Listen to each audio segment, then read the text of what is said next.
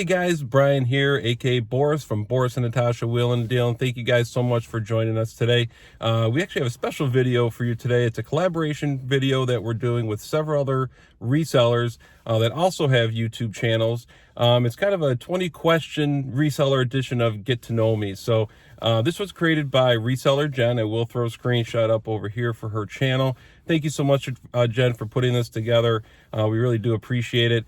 I think it's a great concept. I think it's cool to kind of link all of our channels together, and also for our viewers and friends of the channel to kind of get to know a little bit more about us as resellers. So we're all going to be posting our videos on the same day, which is today on Thursday. We're also all going to put the hashtag AskMe20, and I'll throw a little screenshot there so you can see what it looks like on each of our videos. So that way all you have to do is either click on the AskMe20 link, or of course you can go into the YouTube search bar, type in hashtag AskMe20, and it's going to pull up all the videos of all the resellers that put up a video like this, and feel free to check them out. I think you're going to learn a lot about the resellers and how they resell, what they resell, and things of that nature. So again, big thank you to Reseller Jenn for putting this together, and of course to everyone else that participated in this collaboration. So I will be putting up links to all other resellers down below in the description. So once you're done with this video, please feel free to go check those out. All right, so without any further ado, I do have the list of 20 questions printed out right here. So we'll just kind of go through these here. The first one is, how long have you been reselling? So I would say we've been really now full at it reselling since December 8th, actually is when our first posting went up, of 2020. So a little over 4 months. But really, if you ask anyone, I've been wheeling and dealing my whole life, starting back when I was 10 years old. And I think I told the story in a previous video, but my mom brought home from work these little like notebook pads that I would bring to school, and I'd start selling them out for 50 cents a piece, or trading them for highlighters and cool mechanical pencils and things like that. And then of course, as years went on, I started selling some candy at school, made quite a bit of money on that. And just over the years, I actually started on eBay almost 20 years ago. I think it was 2002. I did a lot of like more or less retail arbitrage, you can say. I was buying actually decks of playing cards, believe it or not. I think I'll throw up a screenshot just to show you what exactly I'm talking about here. But it was like a plastic, kind of a clear playing card made by Bicycle. And I think I sold, all said and done, about just shy of 2,000 decks, I think. Was what I sold. So again, this was 15-20 years ago. It took a long break, probably from 2005 or so until December of last year. Didn't really sell much of anything. Then I just started watching some videos, and just kind of lit that fire back up again. And I said, was talking with Stephanie, aka Natasha, and said, we should start really looking into this. So right now we're part-time, extremely part-time, I would say. But we have dreams and aspirations of going full-time. So truly I've been reselling for probably 30 years, but really doing it as like a business since December 8th of 2020. Is your business part-time or full-time? Kind of just answer that. We're really extremely part-time, I would say. We're ramping up. We have a couple other things going on in kind of our personal lives, but we do plan on ramping up and eventually plan on going full-time. So I'm definitely looking forward to that. All right, number 3. Do you work on this business alone or with other family members or employees? It's just Stephanie and I, the two of us. We make a great team. We work very, very well together, which is very helpful.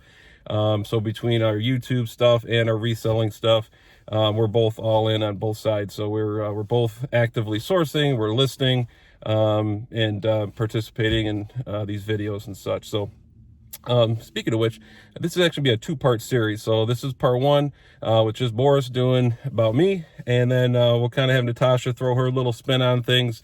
It'll be a kind of a part 2. It might be fun to see what her answers are. So she's not around right now, so she won't know what I'm saying until she's already done her part. So it's gonna be kind of cool to see what she has to say. So what platforms do you resell on? Right now it's strictly eBay. We do obviously plan on branching out into those other platforms such as Amazon, Facebook Marketplace, and Mercari and Poshmark. Really just we're really kind of new to all this as a more of a business. So really just getting our feet wet. So we want to kind of really go as far as we can with eBay and then start branching out. We definitely see a lot of opportunity, especially after watching a lot of other YouTubers with their reselling businesses. I think it just makes sense to branch out and utilize each of those other platforms for what they're good at. So let's see, what's your favorite platform? I guess it would have to be eBay. It's the only one I'm using so far. So eBay, I do like eBay for the most part. You know, there's just like anything, there's pros and cons to everything. So for the most part, I feel comfortable with it, which is nice. So I know exactly what to expect and how to list. So it's easy for me. I'm just kind of used to it, I guess. What types of items do you resell? We are very much all over the board. A jack of all trades, but you know, Stephanie and I have been talking lately. We really do want to kind of hone in on maybe 5 or 6 categories, so we can really kind of master those, and then really be able to go all in on those 5 or 6 categories, so we can really know the ins and outs and really make our way there and kind of more specialize in those things. We're finding that, you know, we source all these items, and ultimately we end up with a big death pile because there's just items that we're really not passionate about, and they end up just staying in the death pile for weeks now, or months actually in some cases. So that's the worst thing you could do. You don't want to be out there spending the time sourcing, spending the money to buy those items just to have them sit in your death pile. Yes, we can make money on those things, absolutely, but I'm just not passionate about those particular items. So I'm definitely getting better about what I buy, just because if I'm not going to list it, what's the point of buying it, right? Let's see. What method or methods do you use to source your goods? Primarily right now, so when we first started in December, excuse me, take a drink here. Retail arbitrage from TJ Maxx and Marshalls was our primary source. Because when we started, again, it was early December. We caught the tail end of that Christmas rush, so we did really, really well in December. But of course, after that, we got into Goodwills, Salvation Armies, thrift stores like that. And then we found out about the bins, the Goodwill bin store outlet center. Great bang for your buck. I love sourcing there. But the biggest thing, I think, which really where you're going to get your biggest bang for your buck, is the garage sales. So they haven't really started up around us because of just the weather. I'd say in the next couple weeks, maybe a month, we'll be in full swing. Have been a couple here and there, but I'd say in 3 to 4 weeks, we'll be rocking and rolling.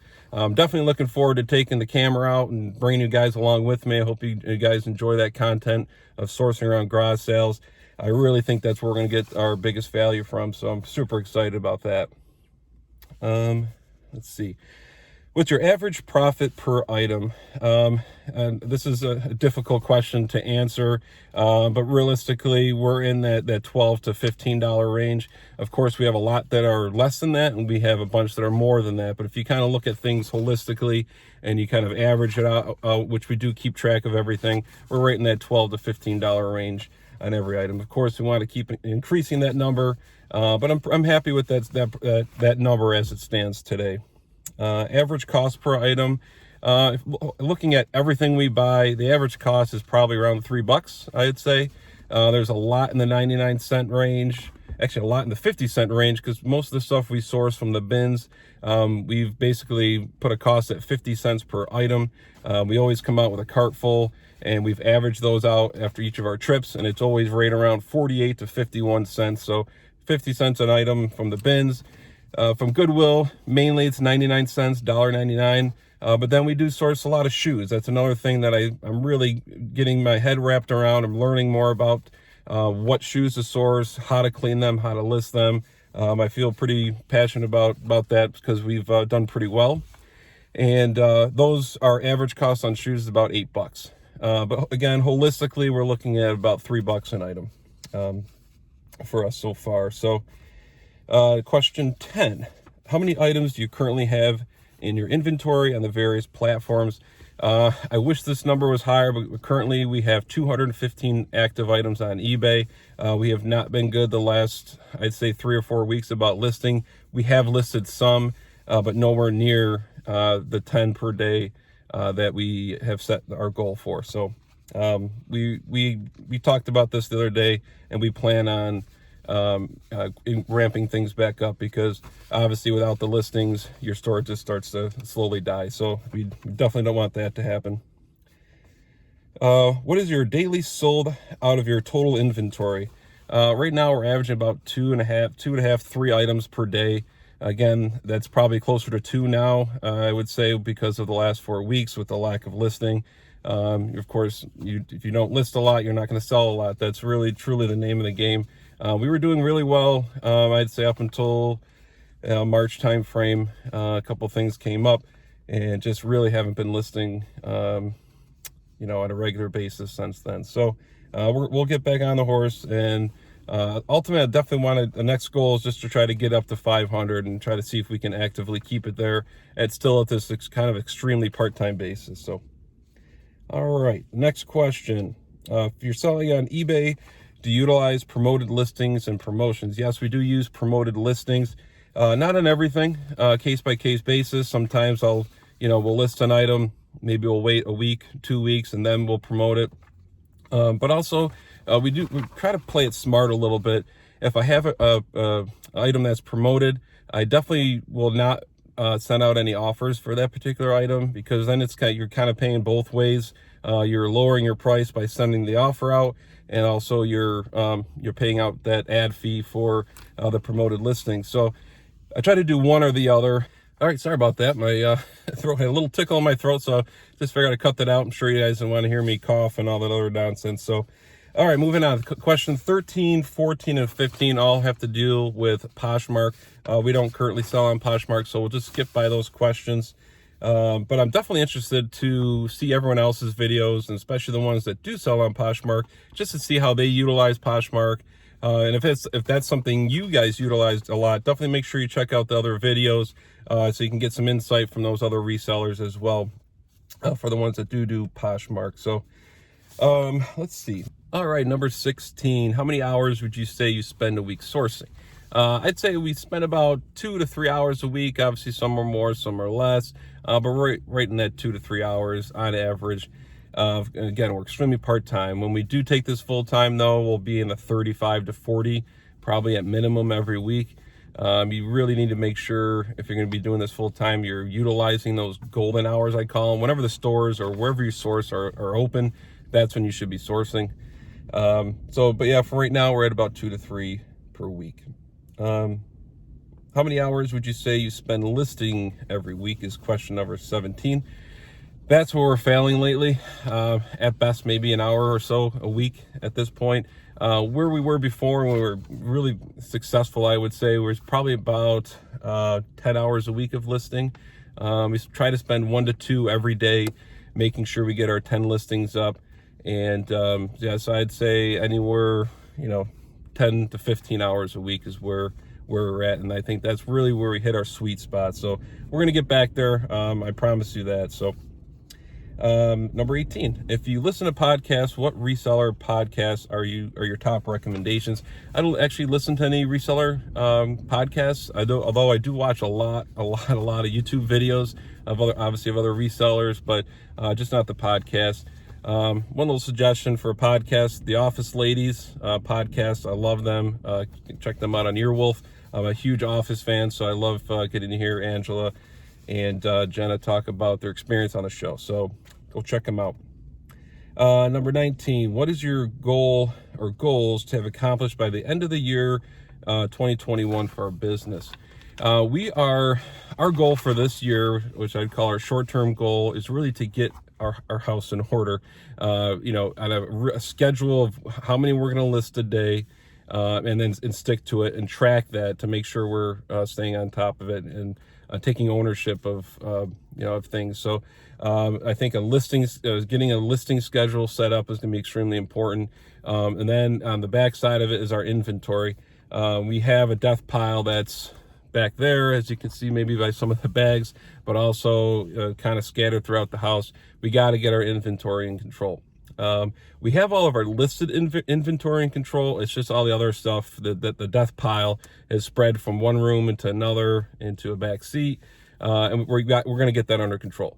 I want to have a nice foundation before we really start ramping things up here with taking this full time. We need to be on a regular strict listing schedule and keeping our inventory in control. Once we have that base down, then I really think we can take things to the next level. So that's the goal. That's a short-term goal for the end of this year.